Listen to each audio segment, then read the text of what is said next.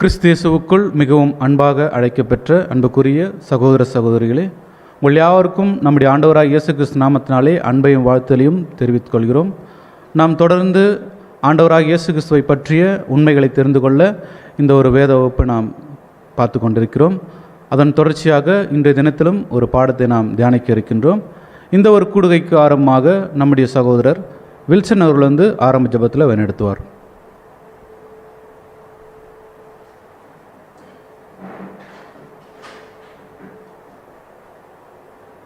ஜெபம் செய்வோம்.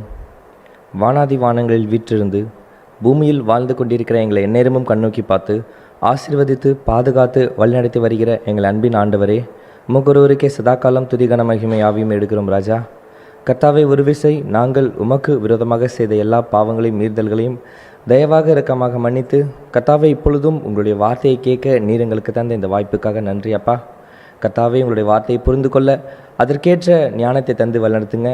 உங்களுடைய வார்த்தைகள் மூலியமாக நாங்கள் நடக்க வேண்டிய வழிகளை எங்களுக்கு போதித்து அந்த வழிகளில் நடக்க எங்களுக்கு உதவி செய்யுங்க.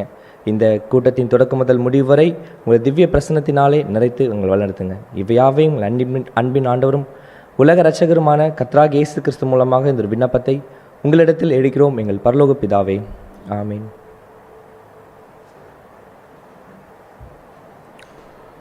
இந்த வேளையிலும் சத்திய வேத பாடத்தில் வழிநடத்தும்படியாக அன்புக்குரிய சகோதரர் பிரதீப் லாரன்ஸ் அவர்களை அன்புடன் அழைக்கிறோம். கிறிஸ்தேசுவுக்குள் அன்பாய் அழைக்கப்பட்ட அன்புக்குரிய சகோதர சகோதரிகளே, நம்முடைய ஆண்டவராகிய இயேசு கிறிஸ்துவின் நாமத்தினாலே அன்பையும் வாழ்த்திலையும் தெரிவித்துக் கொள்கிறோம். இப்போ நம்ம சமீபத்தில் என்ன ஒரு தலைப்பின் கீழாக பார்த்துட்ருக்கோம்னு சொல்லி பார்த்தீங்கன்னா, கிறிஸ்துவின் உயிர் அப்படின்ற தலைப்பின் கீழாக பார்த்துட்ருக்கோம்.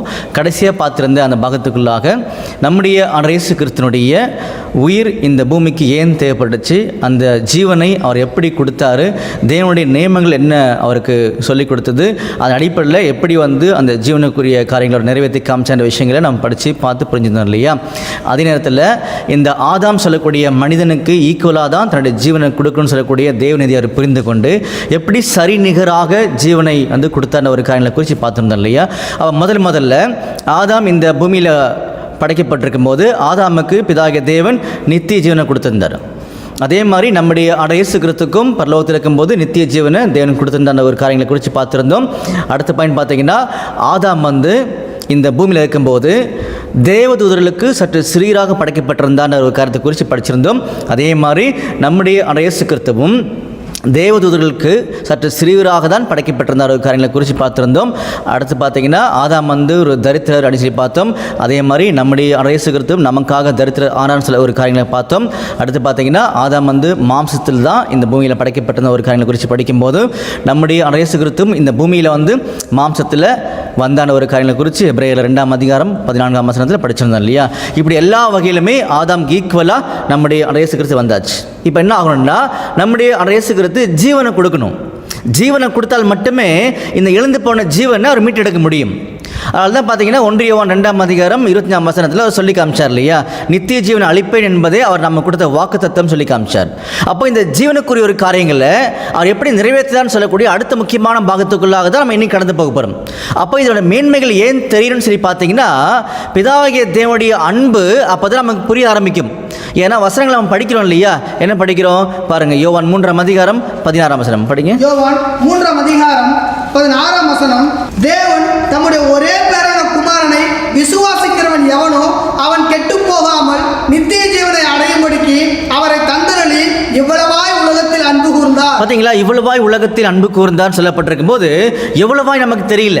அப்போது நம்முடைய இயேசு கிறிஸ்துவுடைய ஜீவன் இந்த பூமியில் போகும்போது தான், இந்த ஜீவனை பூமியில் கொடுத்ததுக்கு அப்புறம் தான் தேவன அன்பை நம்மளுக்கு புரிய ஆரம்பிக்குது. ஆனாலும் இன்னும் அநேகருக்கு புரிய ஆரம்பிக்கல. காரணம் என்னன்னா, கிறிஸ்துவுடைய உயிரினுடைய விலை தெரியல, எப்படி கொடுத்தாருன்னு புரியல.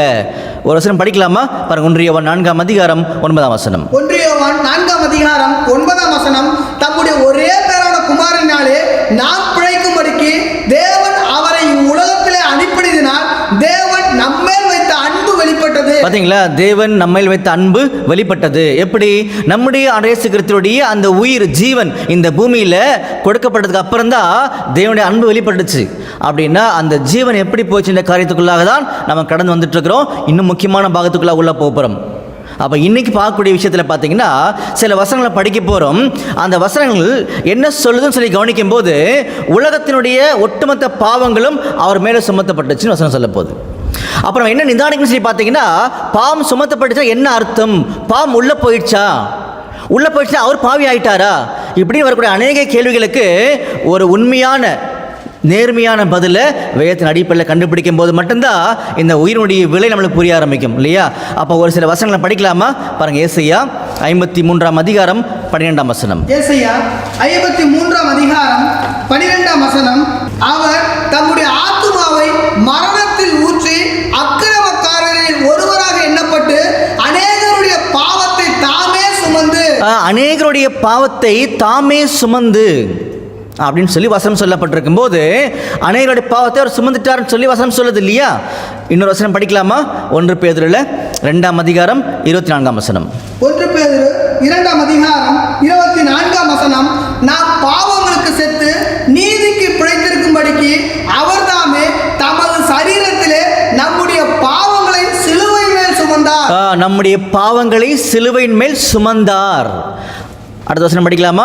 எபிரேயர்ல 9ஆம் அதிகாரம் 28ஆம் வசனம். எபிரேயர் 9ஆம் அதிகாரம் 28ஆம் வசனம். கிறிஸ்துவும் அநேகருடைய பாவங்களை சுமந்து தீர்க்கும்படிக்கு ஒரே தரம் பலியிடப்பட்டு. பாத்தீங்களா? கிறிஸ்துவும் அநேகருடைய பாவங்களை சுமந்து தீர்க்கும்படிக்கு. அப்போ இந்த 3 முக்கியமான வசனங்கள் பார்த்தீங்கன்னா ஏசாயா 53ஆம் அதிகாரம் 12ஆம் வசனம், 1 பேதுரு 2ஆம் அதிகாரம் 24ஆம் வசனம், எபிரேயர் 9:28. இந்த 3 வசனங்களும் சுமந்தாரன் சொல்லி தமிழ் வேதாகமத்திலையும் ஆங்கில வேதாகமத்திலையும் இசைவாக படப்பட்டிருக்குது. அப்போ இந்த வசனங்களை படிக்கும்போது என்ன புரிஞ்சுக்கிறோம்? அநேகருடைய பாவங்களை அவர் சுமந்துட்டாரு அப்படின்னு புரிஞ்சுக்கிறோம் இல்லையா? சுமந்துட்டாருன்னா பாவம் எங்கே போச்சு? அதான கேள்வி. உள்ளே போயிடுச்சா, இல்லை பாவத்தை வெளியே போட்டாரா, இல்லை எடுத்து போட்டாரா, எப்படி மறிச்சார்னு நமக்கு தெரியணும். சரிங்களா? அப்போ இன்னொரு செட் வசனங்கள் படிக்க போகிறோம். சரிங்களா? அதையும் கொஞ்சம் கூர்ந்து கவனிக்கலாம். முடிவான பதில்களை நம்முடைய தேன் வெளிப்படுத்தி காமிப்பான விஷயங்கள் நீங்கள் மறந்துக்கூடாது. சரிங்களா? படிக்கலாம் பாருங்க. யோவான் 1ஆம் அதிகாரம் 29ஆம் வசனம். யோவான் 1ஆம் அதிகாரம் 29ஆம் வசனம். மறுநாளிலே யோவான் இயேசுவை தன்னிடத்தில் வரக்கண்டு, இதோ உலகத்தின் பாவத்தை சுமந்து தீர்க்கிற தேவ ஆட்டுக்குட்டி. இந்த வசனம் என்ன சொல்லுதுன்னு சொல்லி கவனிச்சிங்கன்னா, உலகத்தின் பாவத்தை சுமந்து தீர்க்கிற தேவ ஆட்டுக்குட்டி. அப்போ நம்ம எல்லாருமே வசனங்களை படிச்சுட்டு அப்படியே கடந்து போயிடுறோம்.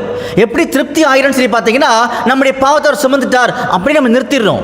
அப்போ யோசிக்கணும், நம்முடைய பாவத்தை அவர் சுமந்துட்டார் அப்படின்னா பாவம் உள்ள போயிடுச்சு அவருக்குள்ள, அவர் பாவி ஆகிட்டார் அப்படின்னா நமக்காக அப்படின்னு சொல்லி யோசிக்கும் போதே சில பேர் சில வசனங்களை தேடி எடுப்பாங்க. எந்த வசனம் பாருங்க? 2 கொரிந்தியர் 5ஆம் அதிகாரம் 21ஆம் வசனம். 2 கொரிந்தியர் 5ஆம் அதிகாரம் 21ஆம் வசனம். நாம் அவருக்குள் தேவனுடைய நீதியாகும்படிக்கு பாவம் அறியாத அவரை நமக்காக பாவமாக்கினார். பார்த்தீங்களா? பாவம் அறியாத அவரை நமக்காக பாவமாக்கினார். அப்போ பிதாகிய தேவன் நம்முடைய ஆண்டவர் இயேசு கிறிஸ்துவை பாவமாக்கிட்டார். இப்படி புரிஞ்சுக்கலாமா? இப்படி புரிஞ்சுக்கிட்டோன்னு சொல்லி பார்த்தீங்கன்னா தேவனுடைய நியமங்களுக்கு எதிராக புரிஞ்சுக்கிற மாதிரி இருக்கும். காரணம் என்னன்னா, நம்முடைய தேவன் சுயாதீனத்தை வாக்குத்தத்தம் பண்ணியிருக்காரு ஒவ்வொருத்தருக்குமே. இது எப்படி புரிஞ்சுக்கலாம்னு சொல்லி கவனிக்கும் போது முதல்ல ஆதாம் சொல்லக்கூடிய ஒரு மனுஷனை படைச்சிருந்தார். அப்படி படைச்சிருக்கும் போது ஒரு சட்டத்தை கொடுத்தார். இந்த பழத்தை நீங்கள் புசிச்சிங்கன்னா சாப்பிடக்கூடிய அந்த நாளில் நீங்கள் மறிச்சிருவீங்கன்னு சொன்னார். அப்போது பிதாகிய தேவன் நல்லாவே தெரியும் ஆதாம் அந்த பழத்தை சாப்பிடுவாருன்னு தெரியும், சாப்பிட்டா மறிச்சுவாருன்னு தெரியும். அப்புறம் ஏன் கையை பிடிக்கல? போயிட்டு பழத்தை வாய்க்கிட்ட கொண்டு போகும்போது கையை பிடிச்சிருக்கலாம்ல, தடுத்துருக்கலாம்ல. தேவன் ஏன் தடுக்கல? அப்போ தேவனுடைய இன்னொரு பிரம்மாண்டமான குணாதிசயம் நமக்கு தெரியணும். என்னன்னு சொல்லி கவனிச்சிங்கன்னு சொல்லி பார்த்தீங்கன்னா, சுயாதீன பிரமாணத்தை ஒவ்வொருத்தருக்குமே கொடுத்துருக்கார். அப்போ யாருடைய அந்த லிபர்ட்டிலையும் என்ன பண்ண மாட்டார்னா அவர் தலையிட மாட்டார்.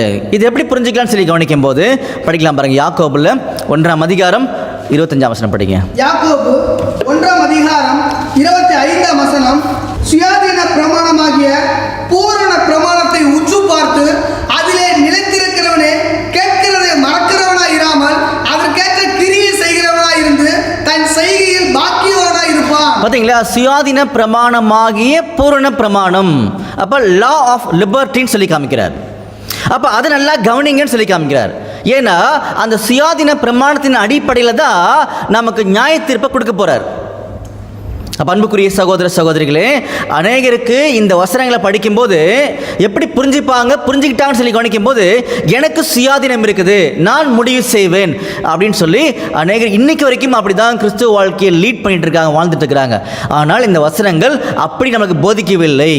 அப்படின்னா சுயாதீன பிரமாணம்னா என்ன நமக்கு தெரியணும். நல்லா கவனிச்சுக்கோங்க. பிதாவாகிய தேவன் ஆதாமுக்கு சுயாதீனத்தை கொடுத்திருந்தார். அப்போ சுயாதீனத்தை என்ன முடிவு செய்யலான்னு சொல்லி கவனிச்சிங்கன்னா, எது ரைட்டு எது தப்புன்னு சொல்லக்கூடிய விஷயங்களை நீயே முடிவு பண்ணிக்கோங்க. உனக்கு முன்னாடி மரண வழியும் இருக்குது, ஜீவ வழியும் இருக்குது, நீங்கள் முடிவு செய்யுங்க அப்படின்னு சொல்லி தேவன் சுயாதீனத்தை கொடுத்துருக்கும் போது, சுதந்திரத்தை கொடுத்துருக்கும் போது எப்படி முடிவு பண்ணிட்டான்னு சொல்லி பார்த்தீங்கன்னா, அவங்களுக்கு என்ன பிடிக்குமோ, என்னென்ன அறிவு இருக்குதோ அதன் அடிப்படையில் முடிவில் எடுத்துட்டாங்க. காரணம் என்னன்னா, எனக்கு சுதந்திரம் கொடுத்துருக்காரு, எனக்கு சுயாதீனம் கொடுத்துருக்காரு அப்படின்னு சொல்லி முடிவு பண்ணிட்டாங்க இல்லையா. ஆனால் நாம் அந்த வசனங்களை புரிந்து கொண்ட விதமும் வசனத்துடைய உள்நோக்கமும் எல்லாமே நாம் புரிந்து கொண்ட விதங்கள் தவறாக இருக்குது அப்படின்ற காரியங்களை தெளிவாக புரிஞ்சுக்க போகிறோம் இப்போ நாம. சரிங்களா? பாருங்க, மறுபடியும் படிக்கலாம் பாருங்க. யாக்கோபுல 1:25 படிங்க. யாக்கோபு 1:25 சுயாதீன பிரமாணமாகிய பூரண பிரமாணத்தை உற்று பார்த்து அதிலே நிலைத்திருக்கிறவனே கேட்கிறதை மறக்கிறவனாய் இராமல் அதற்கேற்ற கிரியை செய்கிறவனாய் இருந்து தன் செய்கையில் பாக்கியவானாய் இருப்பான். பார்த்தீங்களா? அப்போ சுயாதீன பிரமாணத்தோட முக்கியத்துவத்தை சொல்லிட்டு இந்த பிரமாணத்தின் அடிப்படையில் தான் நமக்கு நியாய தீர்ப்பை கொடுக்க போறார் அவர். பாருங்க, அதில் யாக்கோபு 2:12 படிங்க. யாக்கோபு 2:12 சுயாதீன பிரமாணத்தினால் நியாய தீர்ப்பு அடைய போகிறவர்களாய் அதற்கேற்றபடி பேசி அதற்கேற்றபடி செய்யுங்கள். பார்த்தீங்களா? அதற்கேற்றபடி பேசி அதற்கேற்றபடி செய்யுங்கள். ஏன்னா அதன் அடிப்படையில் தான் உங்களுக்கு நியாய தீர்ப்புன்னு சொல்லி காமிச்சார் நம்முடைய தேவன் நம்ம எல்லாருக்குமே. அப்படின்னா இந்த சுயாதீன பிரமாணத்தை எப்படி பயன்படுத்தணும், எப்படி பயன்படுத்தக்கூடாது அப்படின்ற காரியங்கள் நமக்கு தெரிஞ்சு வச்சுக்கணும். சரிங்களா? ஒரு வசனம் படிக்கலாமா? பாருங்க, 1 பேதுருல 2:16 1 பேதுரு 2:16 சுயாதீனம் உள்ளவர்களாக இருந்தும். பாத்தீங்களா? சுயாதீனம் உள்ளவர்களாக இருந்தும் உங்கள் சுயாதீனத்தை துர்க்குணத்திற்கு மூடலாக கொண்டிராமல். உங்கள் சுயாதீனத்தை துர்க்குணத்திற்கு மூடலாக கொண்டிராமல் தேவனுக்கு அடிமைகளாக இருங்கள். தேவனுக்கு அடிமைகளாக இருங்கள். அப்படின்னா என்ன அர்த்தம் சொல்லி கவனிக்கும் போது, நமக்கு சுயாதீனத்தை கொடுத்திருக்கும் போது, வாக்குத்தத்தம் பண்ணியிருக்கும் போது, அந்த சுயாதீனத்தை சுதந்திரத்தை எப்படி பயன்படுத்தணும் சொல்லி கவனிக்கும் போது, ஒரு காரியத்தை, ஒரு திட்டத்தை, ஒரு சத்தியத்தை தேவன் கண்ணுக்கு முன்னாடி வைக்கும் போது, அதில் நாம் எப்படி சுதந்திரத்தை பயன்படுத்தணும் சொல்லி சொல்லும் போது, தேவன் என்ன விரும்புகிறாரோ அதன் அடிப்படையில் எடுக்கக்கூடிய முடிவுகள் தான் சுயாதீன பிரமாணத்தினுடைய உண்மைகள். நல்லா புரிஞ்சுக்கோங்க. ஒரு விஷயத்தை முடிவெடுக்க சொல்றார். முடிவெடுக்கும் போது நமக்கு பிடிச்ச மாதிரி நம்முடைய அறிவின் அடிப்படையில் முடிவெடுக்க கூடாது.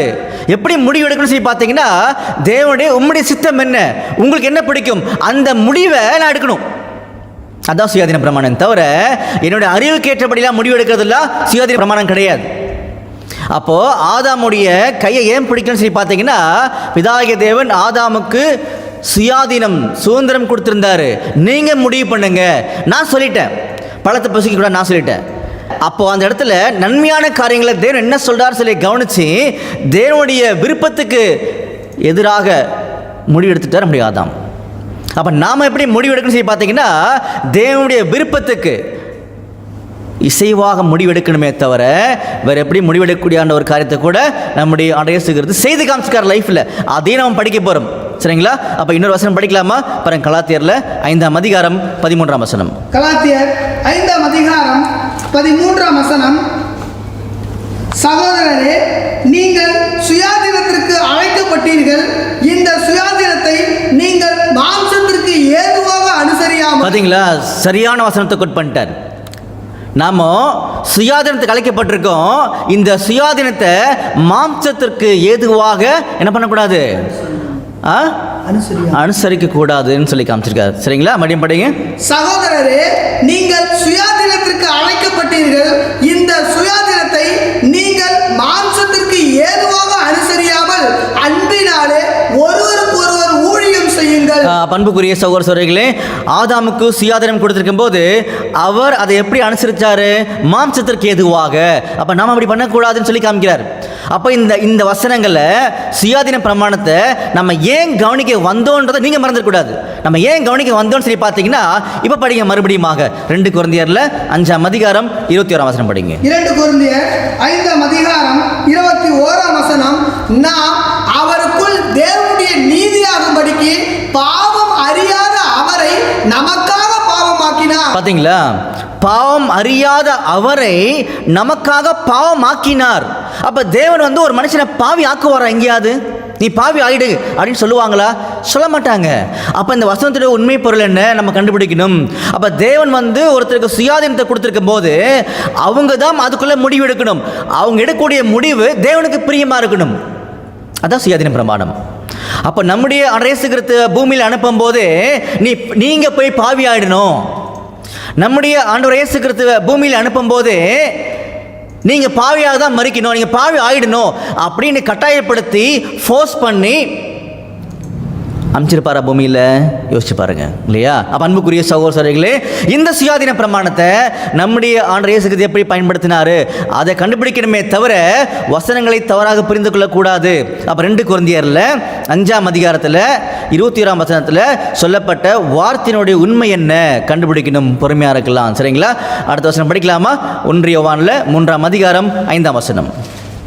1 யோவான் 3ஆம் அதிகாரம் 5ஆம் வசனம், அவர் நம்முடைய பாவங்களை சுமந்து தீர்க்க வெளிப்பட்டார் என்று அறிவீர்கள். பாத்தீங்களா? அவர் நம்முடைய பாவங்களை சுமந்து தீர்க்க வெளிப்பட்டார் என்று அறியுங்கள் அப்படி சொல்லி காமிக்கிறார் இல்லையா? அப்ப இந்த வசனமும் பாவங்களை சுமந்து தீர்க்கிறாரு அப்படின்னு சொல்லக்கூடிய வகையில் நம்மளை லீட் பண்ணதுன்றதை மறந்துடாங்க சொல்லி பார்க்குறோம். சரிங்களா? அடுத்தது எபிரேயர்ல 9ஆம் அதிகாரம் 26ஆம் வசனம்.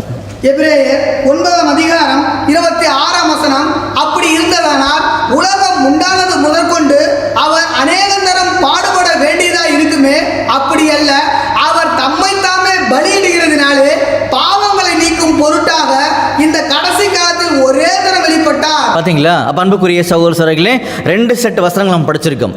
இந்த சைடில் நீங்க கவனிக்கும் போது பாத்தீங்கன்னா ஏசியால 53ஆம் அதிகாரம் 12ஆம் வசனம், 1 பேதுருல 2ஆம் அதிகாரம் 24ஆம் வசனம்.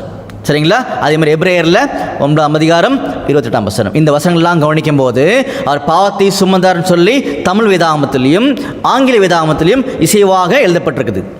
இந்த சைடு சில வசனங்கள் இருக்குது. அப்ப இந்த சைடில் இருக்கக்கூடிய வசனங்கள் பார்த்தீங்கன்னா ரொம்ப அருமையான விளக்கங்களை நம்மளுக்கு புரிய வைக்குது. தமிழ் வேதாகமத்தில் எழுதின மாதிரி ஆங்கிலத்தில் எழுதப்படலை. இந்த சைடு இருக்கிற வசனங்கள் என்ன வசனங்கள்? யோவான்ல 1ஆம் அதிகாரம் 29ஆம் வசனம், 1 யோவான்ல 3ஆம் அதிகாரம் 5ஆம் வசனம், 2 கொரிந்தியர்ல 5ஆம் அதிகாரம் 21ஆம் வசனம், எபிரேயர்ல 9ஆம் அதிகாரம் 26ஆம் வசனம். அப்ப இந்த வசனங்கள் தமிழ்ல சொன்னது மாதிரி ஆங்கில வேதாகமத்தில் சொல்லப்படவில்லை. பொருள் சரியாக அங்க சொல்லப்பட்டிருக்குது. அப்போ இந்த சைடில் சொல்லப்பட்ட வசனங்கள்ல என்ன சொல்லியிருக்காங்கன்னு சொல்லி கவனிக்கும் போது பாவத்தை சுமந்தான்னு சொல்லி அங்க சொல்லப்படல. பாவத்தை அவர் எடுத்து போட்டாரு, டேக்கிங் அவே, ரிமூவிங் சின் அப்படின்னு சொல்லப்பட்டிருக்கே தவிர பாவத்தை சுமந்தான்னு சொல்லப்படலை. அப்போ என்ன புரிஞ்சுக்கணும்னு சொல்லி பார்த்தீங்கன்னா, இதை புரிஞ்சிக்கிறதுக்கு நம்முடைய பிதாகி தேவன் பழைய ஏற்பாட்டு காலத்தில் ஒரு அருமையான நியமங்களை வச்சிருக்கார். எதை புரிஞ்சுக்கிறதுக்கு?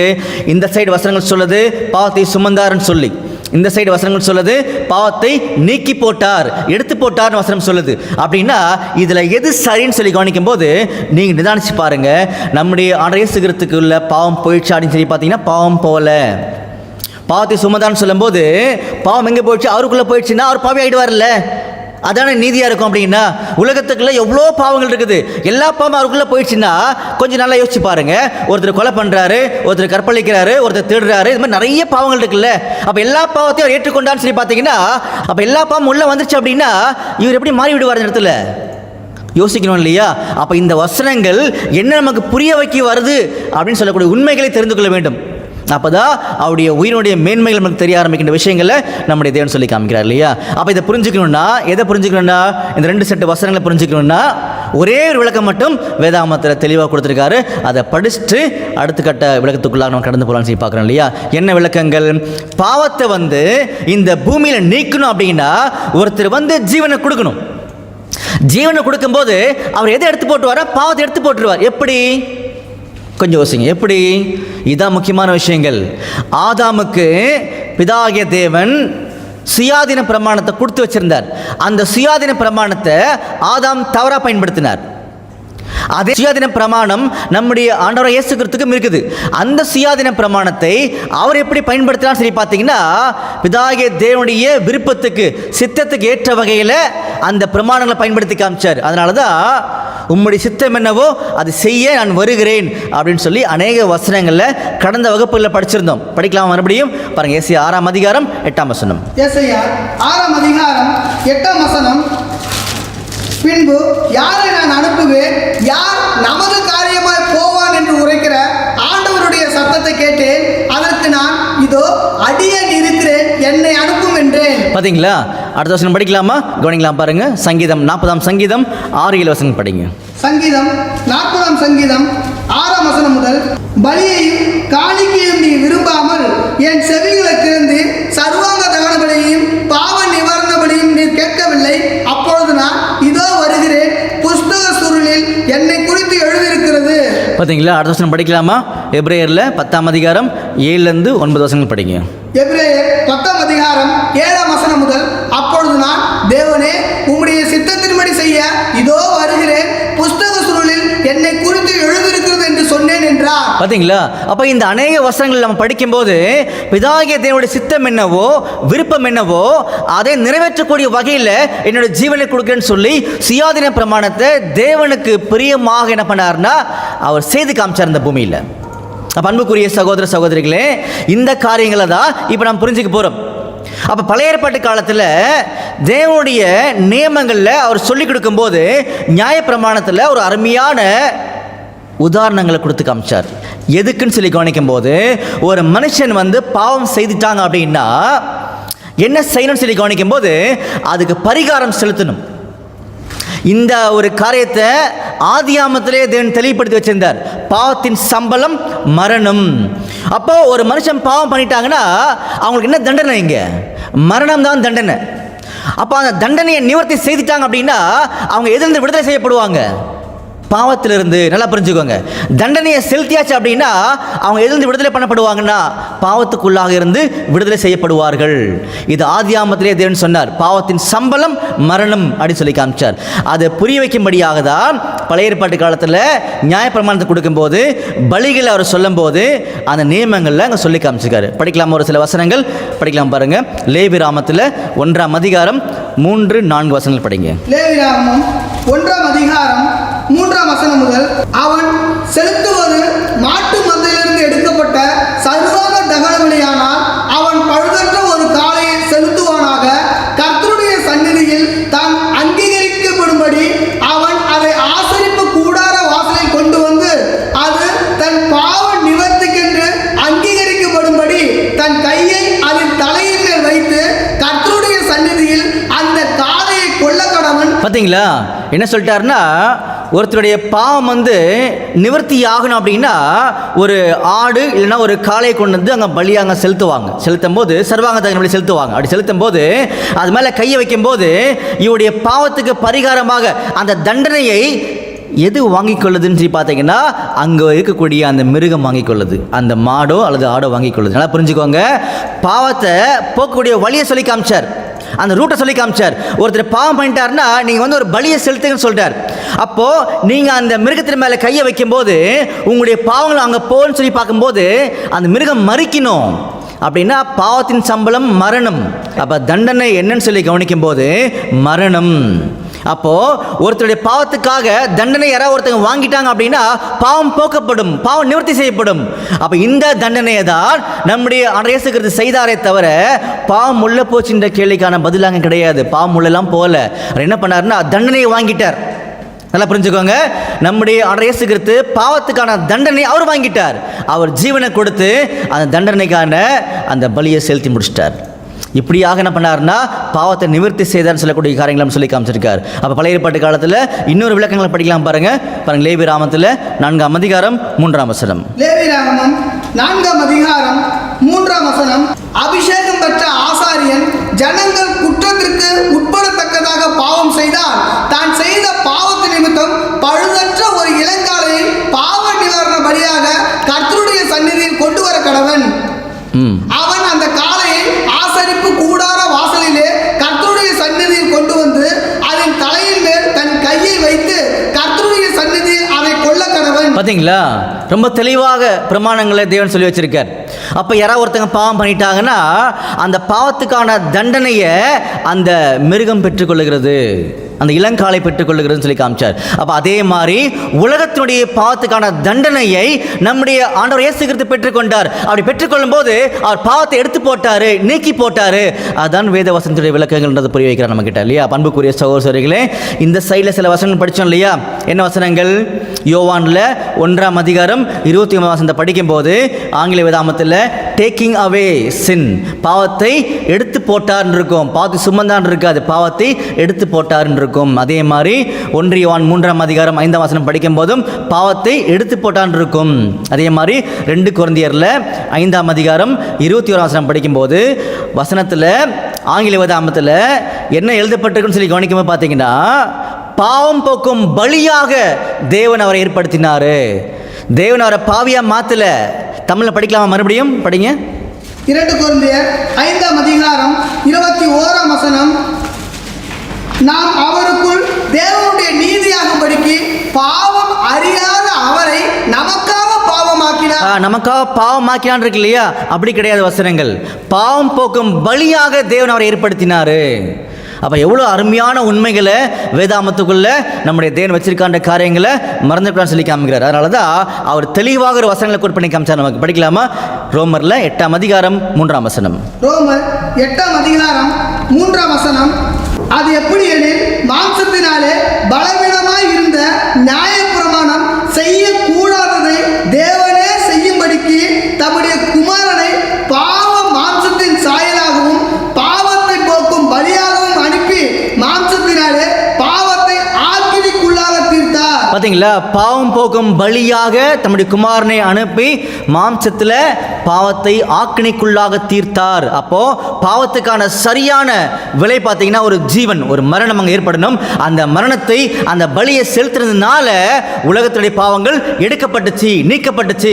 இவ்விதமாக உயிரை கொடுத்தார் நம்முடைய இயேசு கிறிஸ்து அப்படின்னு வேதாந்தத்தை தெளிவுபடுத்தி காமிக்கிறார். சரிங்களா? அடுத்த வசனம் படிக்கலாமா? எபிரேயர் 9ஆம் அதிகாரம் 26ஆம் வசனம். எபிரேயர் 9ஆம் அதிகாரம் 26ஆம் வசனம், அப்படி இருந்ததனால் உலகம் உண்டானது முதற்கொண்டு அவர் அநேக தரம் பாடுபட வேண்டியதா இருக்குமே, அப்படி அல்ல, அவர் தம்மை தாமே பலியிடுகிறதுனாலே பாவங்களை நீக்கும் பொருட்டாக இந்த கடைசி காலத்தில் ஒரே தரம் வெளிப்பட்டார். பார்த்தீங்களா?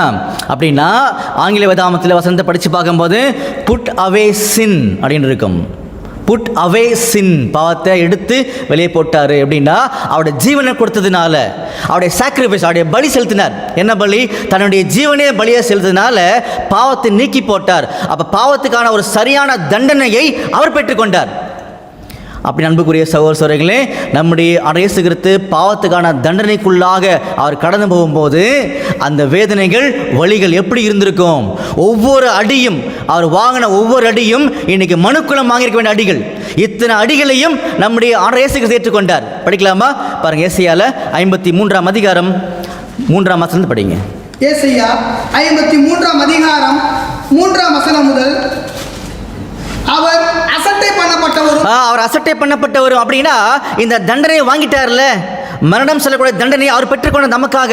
அப்படி பெற்றுக்கொள்ளும் போது அவர் அசட்டை பண்ணப்பட்டார். மரணத்துடைய வலி, மனுஷனால் புறக்கணிக்கப்பட்டவர், மனுஷனால் புறக்கணிக்கப்பட்டார். மரணத்துடைய வலி, துக்கம் நிறைந்தவரும், துக்கம் நிறைந்தவர், துக்கத்தை ஃபுல்லா ஏற்றுக்கொண்டார். மரணத்துடைய வலி, பாடு அனுபவித்தவருமாய் இருந்தார். எல்லா பாடுகளையும் அனுபவித்தார். மரணத்துடைய வலி, அவரை விட்டு நம்முடைய முகங்களை மறைத்துக் கொண்டோம். பாத்தீங்களா? நியாயமே கிடையாது.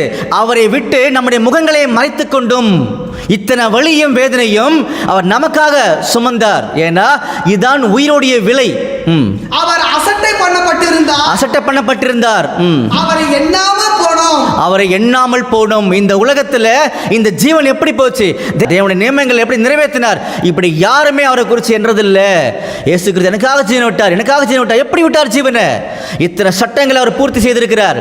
இதெல்லாம் செய்துட்டு தான் பரிபூர்ணமாக ஜீவனை விட்டார் சொல்லி காமிக்கிறார் இந்த பூமியில்.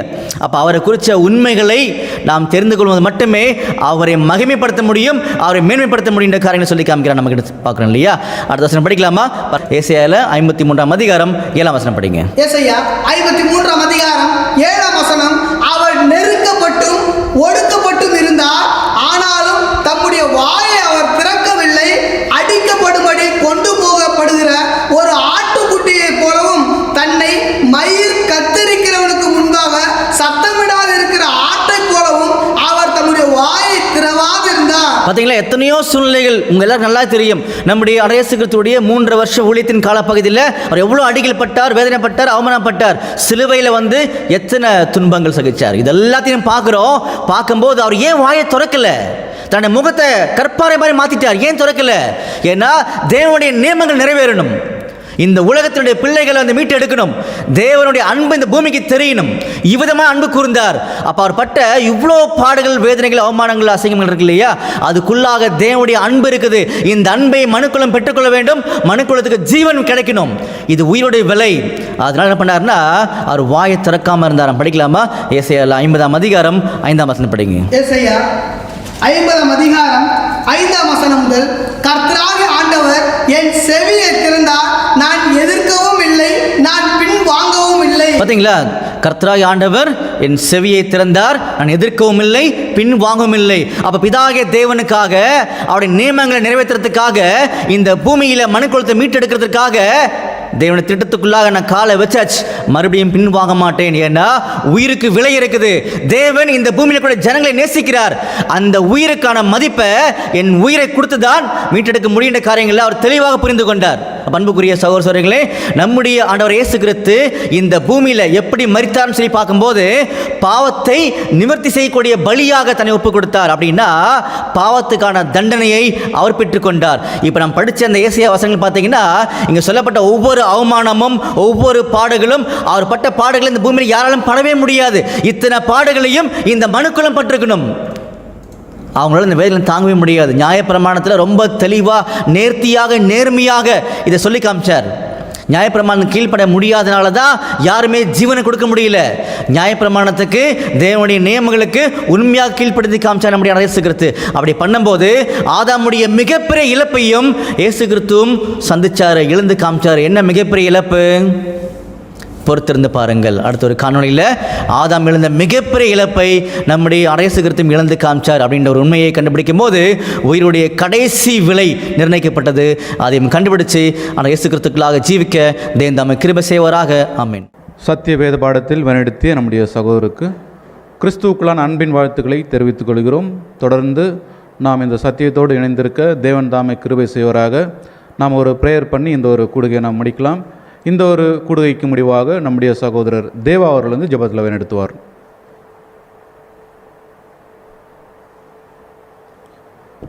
ஜெபம் செய்வோம். எங்களை அதிகமாக நேசித்து எங்களை வழிநடத்தி வருகிற எங்கள் அன்பின் பரலோக பிதாவே, உம்மொருவருக்கே சதா காலமும் துதிக்கான மகிமை எடுக்கிறோம். தேவரீர் எங்களுடைய வாழ்நாட்களே தகப்பனே கிருபையாக எங்களுக்கு இந்த ஒரு நாளை காண செய்து தேவரீர் உம்முடைய சத்தங்களை கேட்க முடியாத ஒரு வாய்ப்பை கொடுத்த கிருபைக்காக நன்றி. தேவரீர் இந்த ஒரு நேரத்திலும் தகப்பனே உலகத்தில் இருக்கக்கூடிய அநேகருக்கு மறைக்கப்பட்ட சத்தியங்களை தேவரீர் இப்பொழுதும் எங்களுக்கு வெளிப்படுத்த உடைய மற்ற கிருபைக்காக நன்றி தகப்பனே. இந்த ஒரு நாளிலும் ரட்சிப்பின் திட்டத்தை குறித்தான காரியங்களை தகப்பனே எங்களுக்கு நீங்கள் தெரியப்படுத்தின கிருபைக்காக நன்றி செலுத்துகிறோம். இன்னும் வரக்கூடிய நாட்களும் தகப்பனே சத்தியங்களை தகப்பனே நாங்கள் இன்னும் ஆரம்பமாக கேட்கவும் ஏற்ற ஞானத்தையும் வாஞ்சியும் கொடுத்து தேவன் தாமே எங்கள் செய்கைகளை கிறிஸ்துக்களாக வழிநடத்தப்பட எங்களை பரிசுத்தாவையும் கொண்டு எங்கள் வழிநடத்த வேண்டுமாய் கெஞ்சி மாடுகிறோம். தகப்பனே மீதமுள்ள ஒவ்வொரு காரியங்களும் தேவரீர் அறிந்திருக்கிறீர். தகப்பனே வரக்கூடிய நாட்களும் தகப்பனே கிறிஸ்துவைப் போல தகப்பனே நாங்கள் அவருடைய அடிச்சலுக்கு பின்பு நடக்க தேவன் தாமே கிருபை செய்யுங்க. தகப்பனே இந்த ஒரு கூட்டத்தின் தொடக்கம் முதல் முடிவரை கூட இந்த கிருபைக்காக நன்றி செலுத்துகிறோம். எல்லாவற்றையும் கருத்துக்களாக ஒப்புக்கொடுக்கிறோம். நீரை பொறுப்படுத்த வளர்த்துக் கொள்ளுங்க. இந்த ஒரு தாழ்மை விண்ணப்பத்தை எங்கள் கர்த்தரும் ரட்சகரும் மீட்பருமாய் இருக்கிற அங்கே இயேசு கிறிஸ்துவின் ஜெபங்கள் எடுக்கிறோம் எங்கள் ஜீவனுள்ள பிதாவே. ஆமென்.